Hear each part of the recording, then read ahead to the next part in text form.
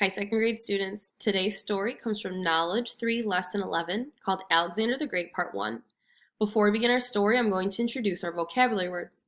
Our first vocabulary word for today's story is the word ambitious. Repeat after me. Ambitious. Ambitious means having a strong desire for success or achievement. Our second vocabulary word is the word devoted. Say devoted. Devoted means feeling strong loyalty or commitment. Our last vocabulary word is the word tame. Say tame. Tame means to train to obey people. To the north of the Greek city-states and of Mount Olympus lay the territory known as Macedonia. The Macedonian king, Philip II, watched and waited as the Greek city-states struggled among themselves for power and wealth after the Persian Wars. It seemed that they could work together brilliantly when they faced a common enemy such as Persia, but afterward they would go back to competing against one another. Away from all these conflicts, King Philip grew stronger. King Philip of Macedonia had a plan. He would let the rest of the Greeks wear themselves out fighting one another, and then he would lead his army south to unite all of Greece under his command. Philip also had a son whom he expected to follow in his steps and take over the throne one day. The boy was a bold, handsome, curly-haired youngster named Alexander. At first, Philip was a bit disappointed when it became clear that Alexander would not grow up to be a tall, strapping fellow like his father.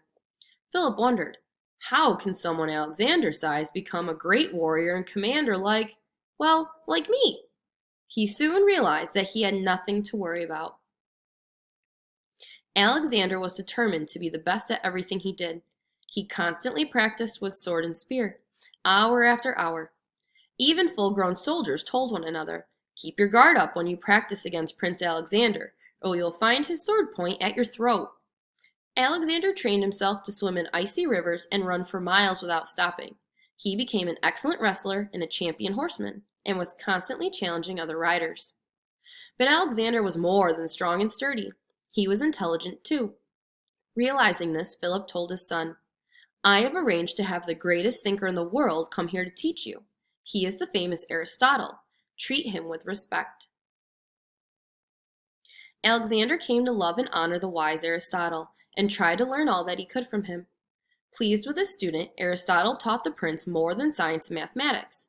He also tried to pass along all that the Greeks, especially the Athenians, had learned about leading a civilized and well-balanced life. Alexander loved to study the poems of Pindar. Alexander listened when Aristotle taught him the importance of observing and studying facts before making decisions. However, the prince's energetic nature caused him to use this lesson in ways far different from those than the quiet scientist had ever imagined. One famous example occurred when Alexander was in his early teens and set his eyes on a magnificent horse named Bucephalus. Alexander told his father's groomsman, "That is the horse I want to ride." The head groomsman bowed. "I'm sorry, Your Highness, I cannot let you, for your own safety. No one can ride Bucephalus. One of our greatest horsemen tried yesterday, and even he broke his leg."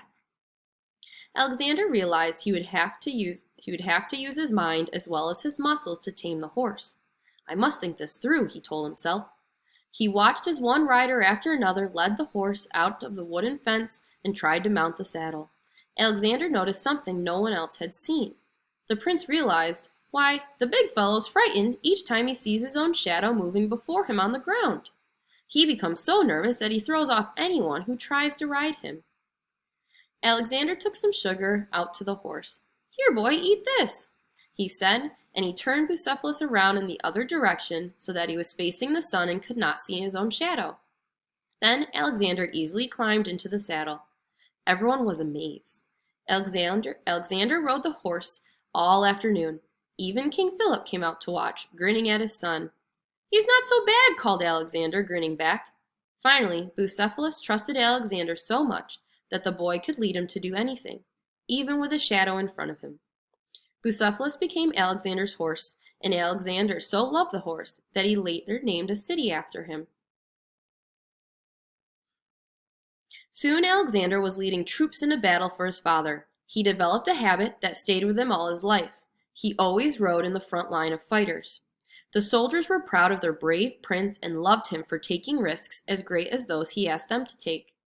A number of times when a battle might have been lost, Alexander would yell, "Charge!" and ride ahead. His devoted soldiers would think, "We cannot let him be killed or captured." They had no choice but to follow him and win the battle, for they knew Alexander would never retreat. At last King Philip felt that he and his son were ready to conquer the Greeks, who were south of Macedonia. By then, by a stroke of good luck, they found a better way. Their old foe or enemy Persia once again came after the Greek cities. Philip told the other leaders of Greece, "I will lead you against Persia." A few protested, but Philip and Alexander quickly invaded their cities and conquered them by force.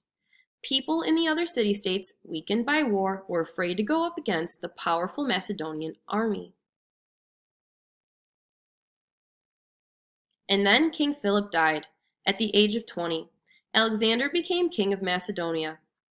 Although young in years, Alexander led his army through Greece, fighting and conquering when he needed to, and accepting surrender when he could. He generously gave gifts to the people and cities that welcomed him, while giving no mercy to those who opposed or went against him. At last, all of Greece hailed Alexander as their king. But Greece was not enough for the ambitious king. He put one of his trusted advisors in charge of Greece and announced, "It is time to end the Persian threat once and for all, and to call Persia my own." With that, Alexander set out on his greatest adventure.